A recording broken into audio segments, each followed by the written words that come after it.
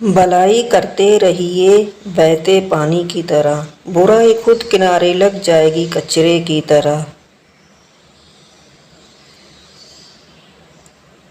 इंसान वाहिद ऐसी मखलूक है जिसका ज़हर अल्फाज में होता है।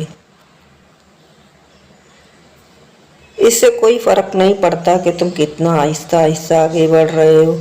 नाकामी तब आती है जब तुम रुक जाते हो।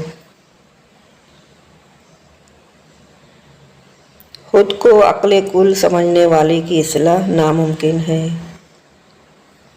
इंसान जब समझने लगता है कि वो गलत भी हो सकता है तो वो ठीक होने लगता है। कुछ लोग जंगली झाड़ियों की तरह होते हैं, उनसे बचकर निकलने में ही भलाई है। पुरसुकून वो है जिसको कम या ज़्यादा होने की फिक्र नहीं। कभी कभी कुछ लोग आंखों में ऐसी धूल झोंक जाते हैं कि इंसान पहले से बेहतर देखने लग जाता है।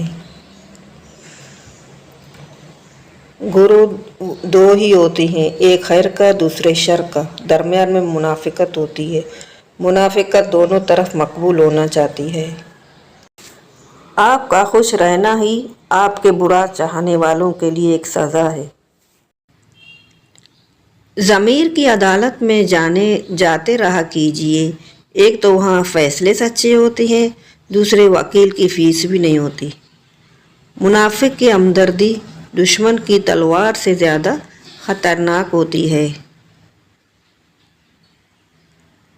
दुनिया के हर मैदान में हार जीत होती है, लेकिन इखलाक में हार और तकब्बुर में कभी जीत नहीं होती।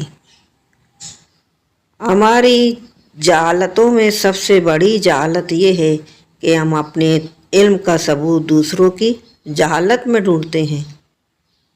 जो आदमी औरत की छोटी छोटी गलतियों को नज़रअंदाज नहीं कर सकता, उसकी बड़ी खूबियों से फ़ायदा नहीं उठा सकता। झूठ को सबसे ज़्यादा ख़तरा सवाल से होता है, जबकि सच को सवाल से दिलचस्पी होती है।